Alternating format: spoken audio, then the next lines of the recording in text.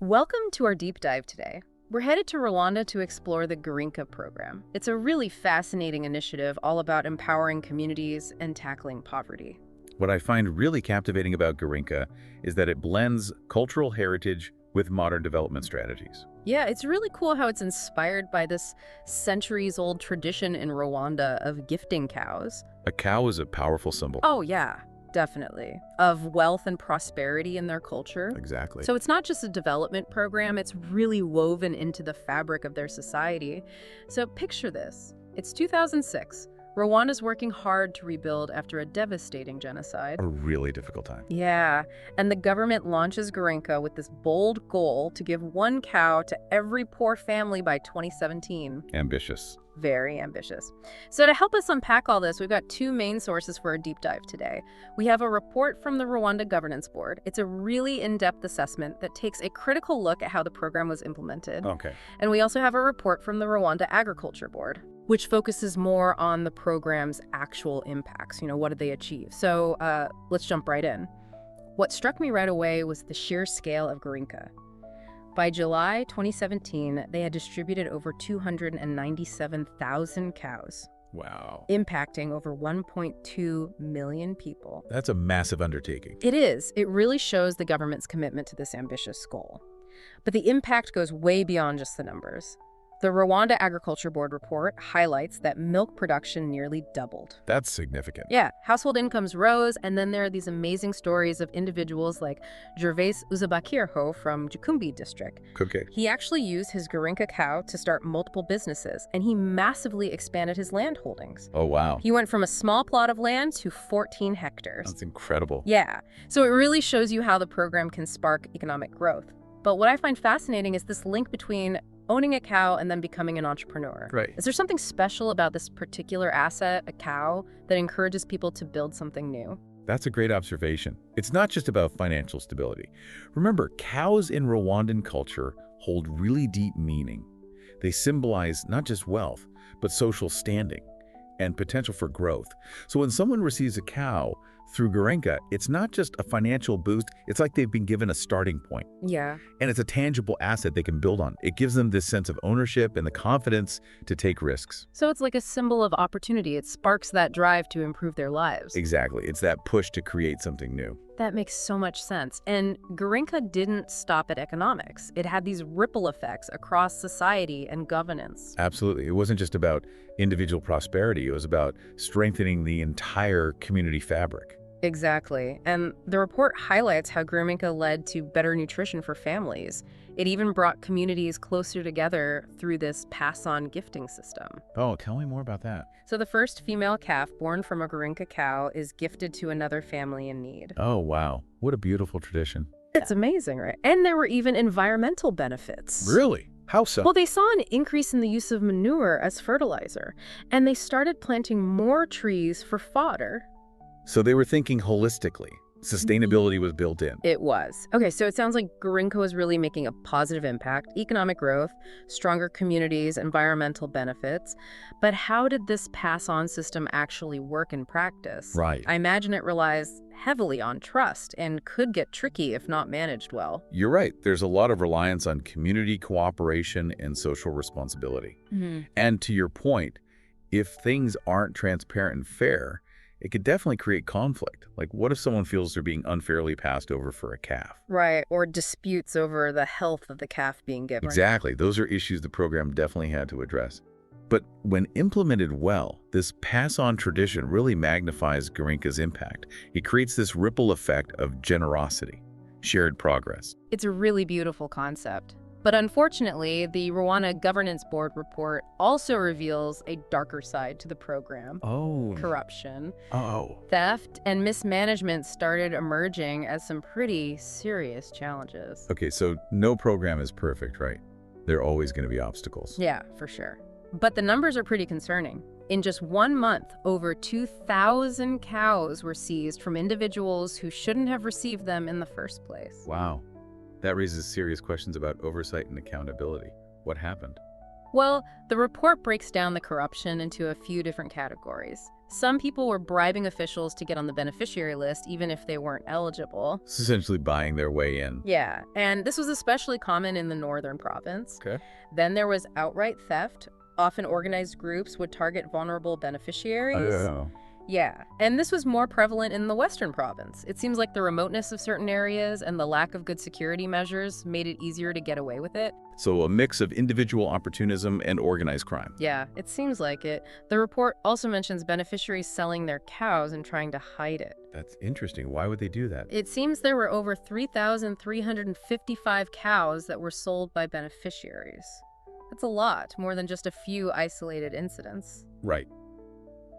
That's a pattern. And the motivations probably varied. Some might have been desperate for cash, others might have thought they could exploit weaknesses in the monitoring system and not get caught. So a combination of economic vulnerability and taking advantage of loopholes in the system. Exactly. What about the cows that died? Were there a lot of those? Yeah, that's the really troubling part. The report mentions 7,251 cows were reported dead. Wow, that's a huge number. It is, and get this, 62.5% of those deaths happened in the western province, the same area where a lot of the thefts were happening.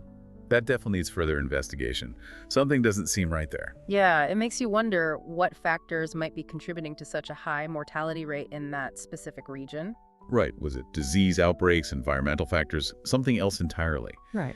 It raises some serious concerns about the program's effectiveness in that region. It does. It shows that even with good intentions, you can run into unforeseen challenges. So let's move on to how the government responded to these issues. Did they acknowledge these problems or just brush them under the rug? That's a key question. How did they handle the issues? Well, the report states that the Rwandan government actually took the problems seriously. They openly acknowledged the shortcomings. That's good. Taking responsibility is a good first step. Right. And they actually took action to improve transparency and make people accountable. Okay, so they didn't just talk about it. They took concrete steps. What kind of actions did they take? They actually took some pretty strong measures. They launched joint assessments involving different government agencies to get a clearer picture of the problem. So a coordinated effort. Yeah. And they launched investigations, which led to the arrest of 22 civil servants. Wow. So there were real consequences. Oh, yeah. And others were suspended. Over 300 people were investigated. And as of 2016, over 360 cases were still ongoing. That shows they were serious about tackling corruption. It does. They were committed to holding people accountable, even within the government. That sends a powerful message. But what about the missing cows? Did they manage to recover any of them? They did. They were actually able to recover a significant number of the cows. Out of almost 4,800 that were misallocated or stolen, they recovered 2,437. That's impressive. Yeah, it shows real dedication to fixing the situation. And what about the beneficiaries who lost their cows through no fault of their own? Those who were victims of theft or whose cows died naturally? The government set up a system to compensate them. They would provide new cows to replace the ones that were lost. Okay, so they tried to make things right for those who were legitimately impacted. Right. It wasn't a perfect system, but it showed they cared about supporting the beneficiaries. It's good that they were proactive. Now, let's shift our focus to the people who benefited from the program. What were their thoughts about Girinka? That's where the 2016 Citizen Report Card comes in. Right. This report gives us valuable insight into how people perceived the program. And the results were surprisingly positive. Over 90% of citizens said they were satisfied with Girinka. Wow, that's a really high approval rating considering the problems we discussed earlier. It is. It seems like the program's strengths, especially its connection to Rwandan culture, really outweighed the negatives in the eyes of the people. It's really powerful when a program resonates so deeply with the people it's meant to help. But were there any concerns or criticisms raised in the report? There were some recurring complaints, things like favoritism and how beneficiaries were chosen, perceptions of injustice, worries about corruption, and concerns about poor management by local leaders. So it wasn't all sunshine and roses. Right. There were definitely valid concerns raised, but the fact that they were included in the report suggests that there was some openness to feedback. It shows a willingness to acknowledge the issues and address them. Exactly. And it emphasizes how important ongoing monitoring and evaluation is. You need to make sure that people's voices are heard and that the program adapts to their needs. It's about continuous improvement. So did the report just highlight the problems or did it actually offer solutions? It went beyond just complaints. It offered concrete recommendations for improving the program. These recommendations were really practical, based on the real experiences of the people involved. I like that. Identifying problems is important, but it's even better to propose solutions. Exactly. A lot of the recommendations focused on making the program more transparent and accountable. For example, they suggested developing an online platform, an Girinka system. Okay, so using technology to track the cows and make sure they reach the intended beneficiaries. Right. They also proposed using SMS applications so beneficiaries could report problems or get updates. So even those without smartphones could participate. What a great way to use technology to bridge the digital divide. Exactly. Yeah. And to address those concerns about fairness in selecting beneficiaries, they recommended publishing the lists of who would receive cows before the actual distribution. So everyone could see who was chosen and make sure it was done fairly. Right. Transparency is key. Another important recommendation was about training and support for the beneficiaries. What kind of training are we talking about? They proposed things like animal husbandry, veterinary care, even basic business skills. So not just giving them a cow, but giving them the knowledge to make the most of it. Exactly. Empowering them to use the cow to improve their lives in a sustainable way. Did they have any suggestions on how to address those concerns about leadership and management at the local level? Those issues can really make or break a program. They definitely highlighted that the behavior of local officials was crucial. They suggested stronger accountability mechanisms to ensure that those in charge were responsible for their actions. So making sure that corruption or mismanagement would be addressed quickly and effectively.